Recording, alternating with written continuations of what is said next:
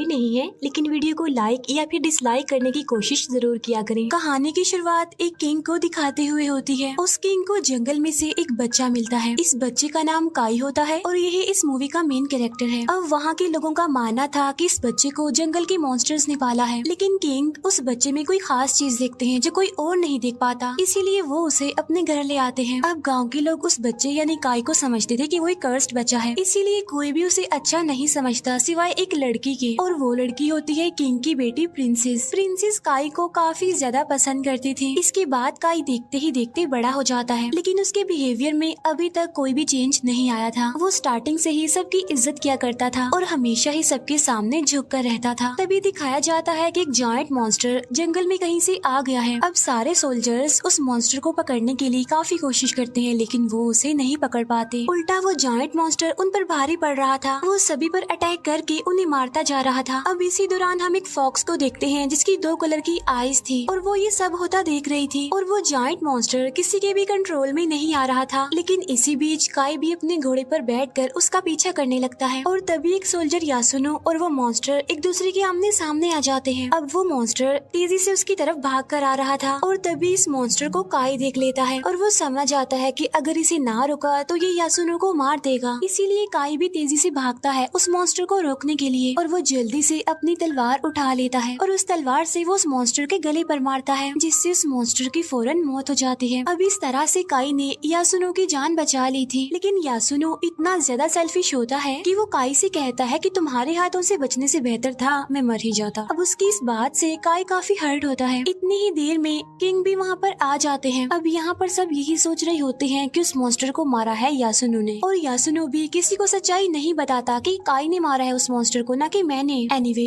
King अब यासुनो को उस मॉन्स्टर का एक सिंग रिस्पेक्ट के तौर पर देते हैं। वहीं पर एक कमांडर भी खड़ा हुआ था जो किंग का सबसे खास आदमी था, और इनका नाम ओइशी था। अब ओइशी काई के हाथों पर लगा हुआ खून देख लेते हैं और वो समझ जाते हैं कि इस मॉन्स्टर को काई ने मारा है। अब यहाँ पर हमें ये बात तो क्लियर हो जाती है कि राजा एक अच्छे इंसान थे। इसके बाद हमें दूसरे किंगडम का राजा दिखाया जाता है जिसका नाम कीरा होता है। अब कीरा अपनी एक खास साथी जो कि एक विच थी उसके साथ मिलकर दूसरे किंगडम पर कब्जा करने का प्लान बनाता है, यानी वो काई के किंगडम पर कब्जा करना चाहते थे। अब जंगल में 2 आंखों वाली फॉक्स जो हमने देखी थी वो कोई और नहीं बल्कि यही विच थी। अब वो विच कीरा को काफी इंसिस्ट करती है कि इस फेस्टिवल पर हम जरूर जाएंगे। इसके कुछ दिन बाद फेस्टिवल स्टार्ट हो जाता है। इस फेस्टिवल में सबसे बड़ा किंग भी आया हुआ था। सबसे बड़ा किंग यानी जो सारे किंगडम्स का लीडर होता है, और वही सबसे बड़ा राजा भी होता है। अब किंगडम्स के राजा की बात सबको माननी पड़ती है और उसी का ही हुक्म चलता है। अब यहाँ पर एक खेल होने वाला था। सभी किंगडम्स का एक एक वॉरियर आगे आएगा और वो आपस में लड़ेंगे, और जिस किंगडम का वॉरियर जीत जाएगा उस किंगडम की रिस्पेक्ट बढ़ जाएगी। अब दूसरी किंगडम यानी कीरा की तरफ से एक काफी लंबा चौड़ा आदमी आता है जिसे देखकर सबकी आंखें खुल जाती हैं। अब काई की तरफ से यासुनो ने आगे आना था क्योंकि सबको लग रहा था कि जायंट मॉन्स्टर को उसने मारा है इसलिए, लेकिन यासुनो तो टेंट में अजीब हालत में मिलता है। तब ये देखकर कमांडर ओइशी का बेटा उससे पूछता है कि क्या हुआ आपको, आप ठीक है ना। असल में यासुनो की आईज बिल्कुल व्हाइट हो गई थी, और जब काई ने उसकी ऐसी हालत देखी तो वो समझ गया कि इसे किसी ने पोजेस कर लिया है। काई कहता है कि किंगडम की इज्जत बचाने के लिए अब किसी को तो जाना ही है ना। अब यहाँ पर एक रूल बनाया गया था कि सिर्फ वॉरियर्स ही उस लड़ाई में लड़ सकता है और कोई भी नहीं। अब हालांकि काई भी एक वॉरियर ही था, लेकिन कोई भी उसे वॉरियर समझता नहीं था। सबका यही मानना था कि वो प्योर नहीं है, लेकिन इसके बावजूद भी काई वॉरियर्स वाला कॉस्ट्यूम और मास्क पहन लेता है। अब काई उस लंबे चौड़े आदमी से लड़ने के लिए चला जाता है। अब स्टार्टिंग में तो काई ने उसे भारी टक्कर दी, लेकिन जाहिर सी बात है कि वो लंबा चौड़ा आदमी पावरफुल भी था, इसीलिए वो काई को जोर से किक मारता है, जिसकी वजह से काई पीछे जाकर गिरता है। इसके बाद काई उठकर दोबारा से उसके साथ लड़ने लगता है, लेकिन इस बार काई की तलवार टूट जाती है और इस बार वो आदमी काई को जोर से पंच मारता है, जिसकी वजह से काई दूर जाकर गिरता है। साथ साथ अब उसका मास्क भी उतर जाता है। अब काई को वहाँ पर देखकर सब लोग काफी हैरान रह जाते हैं।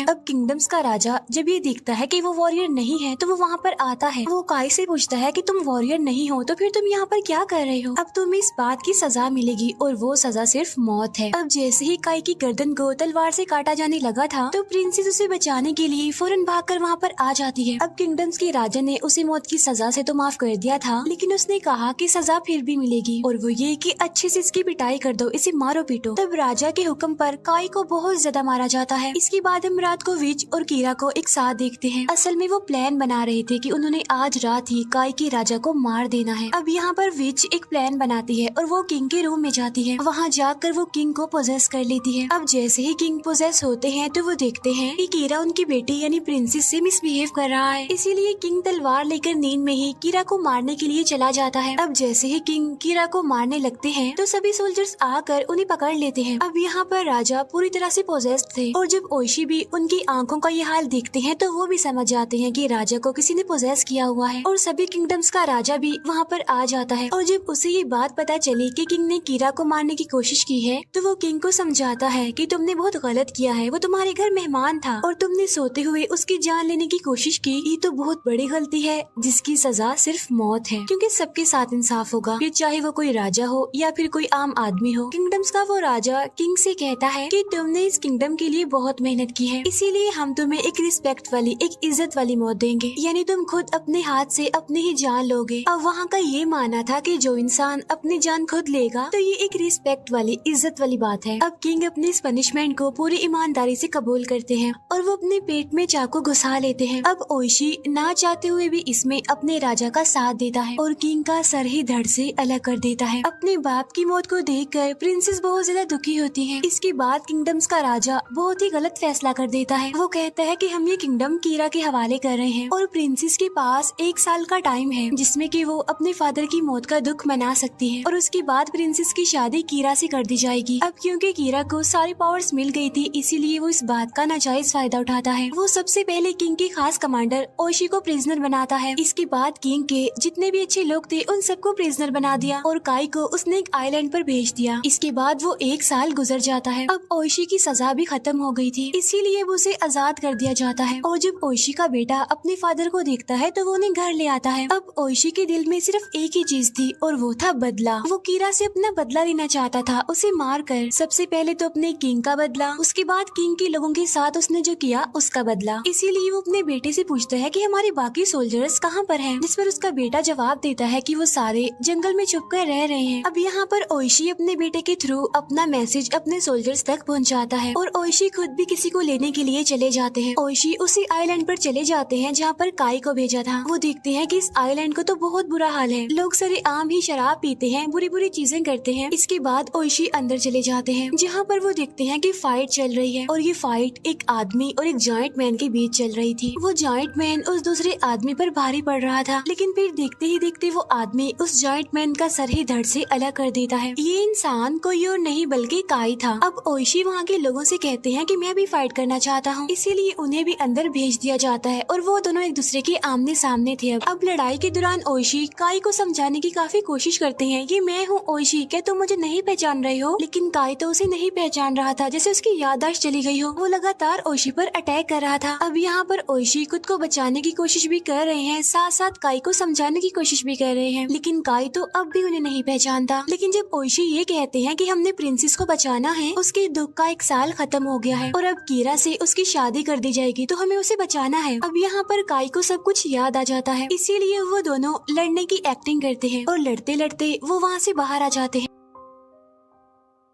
उन्हें रोकने के लिए उन पर गोलियां भी चलाई जाती हैं, लेकिन फिर भी वो किसी न किसी तरह बच जाते हैं और जाते जाते वो वहाँ पर आग लगा देते हैं और वहाँ से भाग जाते हैं। अब यहाँ पर उनकी एक छोटी सी आर्मी बन गई थी, लेकिन उनके पास वेपन्स नहीं थे। तो यहाँ पर काई कहता है कि जंगल में जो मॉन्स्टर्स रहते हैं हम उनसे जाके वेपन्स लेंगे, क्योंकि मैं जानता हूँ कि वो हमारी हेल्प जरूर करेंगे। असल में मैं वहीं पर ही पला बड़ा हूँ, सब कुछ वहीं से ही सीखा है, लेकिन वो हमें एक ही शर्त पर वेपन्स देंगे। जब हमने उनकी टेस्ट को पास कर दिया तब उनमें से एक पूछता है कि उनका टेस्ट कितना मुश्किल होगा, जिस पर काई कहता है कि वो टेस्ट इतना मुश्किल होता है कि उसे पास करना हर किसी के बस की बात नहीं होती। इसके बाद वो लोग जंगल में एंटर करते हैं। ये कोई आम जंगल नहीं था बल्कि भूतों का जंगल था और कब्रों में से सारे सोल्स बाहर आकर इधर उधर फिर रही थी। इसके बाद ये उन मॉन्स्टर्स की केव तक पहुंच जाते हैं। अब यहाँ पर काई सिर्फ ओइशी को ही अपने साथ अंदर लेकर जाता है और बाकी साथियों को वो बाहर ही रुकने के लिए कहता है। फिर थोड़ी अंदर जाकर उसने ओइशी को भी वही रुकने के लिए कहा और यहाँ पर वो ओइशी को ये भी कहता है कि चाहे कुछ भी हो जाए अपना वेपन मत निकालना। इसके बाद काई वहाँ से और अंदर चला जाता है और ओइशी वहीं पर ही रुककर उसका वेट करता है। वहाँ पर जितने भी लोग थे उन्होंने येलो कलर का ड्रेस पहना हुआ था और वो सब झुके हुए थे। इसके बाद काई जब अंदर जाता है तो वहाँ पर मॉन्स्टर जैसा एक इंसान आता है। वो काई को कहता है कि आ गए तुम वापिस, मुझे पता था कि तुम जरूर आओगे। जिस पर काई कहता है कि मैं यहाँ पर हथियार लेने आया हूँ। तो वो मॉन्स्टर जैसा इंसान बीच रखी हुई तलवार की तरफ इशारा करके कहता है ले लो हथियार। उधर यासुनो कहता है कि मुझे लग रहा है कि वो लोग काई को ले गए हैं अपने साथ और मुझे इन मॉन्स्टर जैसे इंसानों पर यकीन नहीं है और अगर वो थोड़ी देर के बाद भी वापस ना आए तो हम जाएंगे अंदर। उधर ओइशी भी काई का वेट कर रहा था, लेकिन तभी यासुनो अपने साथियों के साथ वहाँ पर आ जाता है। तब ओइशी उनसे कहता है कि तुम लोग अंदर क्यों आए, मना किया था ना अंदर आने के लिए। अब वहाँ पर जितने भी वो इंसान थे जो झुके हुए थे वो हिलने लगते हैं। तब ये देखकर यासुनो अपनी तलवार निकाल लेता है। अब जैसे ही यासुनो ने तलवार निकाली होती है वैसे ही वो येलो ड्रेस वाले लोग उड़ जाते हैं और उन पर अटैक कर देते हैं। अब वहाँ पर एक आवाज गूंज रही थी जो ओइशी को कह रही थी कि जल्दी करो, अपना हथियार निकालो, अपने साथियों को बचाओ, क्या तुम उन्हें ऐसे ही मरने दोगे। अब ये आवाज सुनकर भी ओइशी अपना हथियार नहीं निकालता। उधर काई और वो मॉन्स्टर जैसा इंसान तलवार से सेम दूरी पर खड़े थे। अब पहले काई उस तलवार की तरफ बढ़ता है और बाद में वो मॉन्स्टर जैसा इंसान। अब क्योंकि उस मॉन्स्टर जैसे इंसान में पावर्स थी इसीलिए वो आगे बढ़ रहा था तेजी से। लेकिन यहाँ पर हम ये जान पाते हैं कि वो सारी पावर्स काई के पास भी थी, क्योंकि बचपन में उसने सब कुछ इन लोगों से ही तो सीखा था। तो इसीलिए काई उससे भी ज्यादा स्पीड में आगे आकर वो तलवार ले लेता है। उधर दिखाया जाता है कि ओइशी ने अपनी तलवार नहीं निकाली तो सब कुछ पहले जैसा हो गया। बात ये है कि उसके साथी तो अंदर आए ही नहीं थे, उसे सिर्फ विजन दिखाया जा रहा था ताकि वो अपना हथियार निकाले। उसने तलवार इसीलिए नहीं निकाली क्योंकि उसे काई की बात याद थी कि चाहे कुछ भी हो जाए हथियार नहीं निकालना। अब क्योंकि इन्होंने उन मॉन्स्टर जैसे इंसानों का टेस्ट पास कर लिया तो इसीलिए सारे हथियार उन्हें मिल जाते हैं और अब ये टोटल 47 रोनिन हो गए हैं। अब यहाँ पर मैं आपको ये बता दूं कि रोनिन आखिर होते कौन है। असल में जो वॉरियर्स होते हैं वो अपने किंगडम और अपने राजा के लिए किसी भी सूरत जान देने को तैयार होते हैं और अगर कोई ऐसा काम जो वॉरियर को करने के लिए कहा गया था और उसने वो नहीं किया तो वो रोनिन बन जाता है। अब यहाँ पर उन्हें पता था कि अगर वो बदला लेने गए तो क्या पता वो बचकर वापस ना आए और अगर ये वापस चले भी गए तो किंगडम्स का राजा उन्हें मौत की सजा सुना देगा, क्योंकि अगर कोई उसकी बात के अगेंस्ट जाता है तो वो सजा देने के लिए उसे मौत ही देता है। अब ये 47 रोनिन एक पेपर पर साइन करते हैं ताकि हिस्ट्री में उन्हें हमेशा याद रखा जाए। दूसरी तरफ दिखाया जाता है कि आज प्रिंसेस और कीरा की शादी थी। अब इस शादी को रोकने के लिए रोनिन वहाँ पर पहुँच जाते हैं। अब ये लोग वैसे तो अंदर जा ही नहीं सकते थे इसीलिए वो अपना भेस बदल कर अंदर जाते हैं। वो थिएटर वाले बनकर वहाँ पर जाते हैं और फिर आहिस्ता आहिस्ता वो महल के चारों तरफ से अंदर आने लगे। अब ओइशी कॉस्ट्यूम पहनकर स्टेज पर डांस कर रहा था और बाकी सबने भी मास्क लगाया हुआ था। अब क्योंकि वहाँ पर डांस चल रहा था इसी बात का फायदा उठाकर वो 47 रोनिन कीरा के लोगों को मारने लगते हैं। अब ये रोनिन समझदारी का मुजाहिरा करते हुए कीरा के लोगों को मारते हुए आगे बढ़ रहे थे, लेकिन तभी कोई ओइशी को तीर मार देता है और जैसे उसे तीर लगता है उसका मांस हट जाता है। तब ये देखकर कीरा के होश उड़ जाते हैं। ऐसा होते ही वहाँ पर हलचल मच जाती है।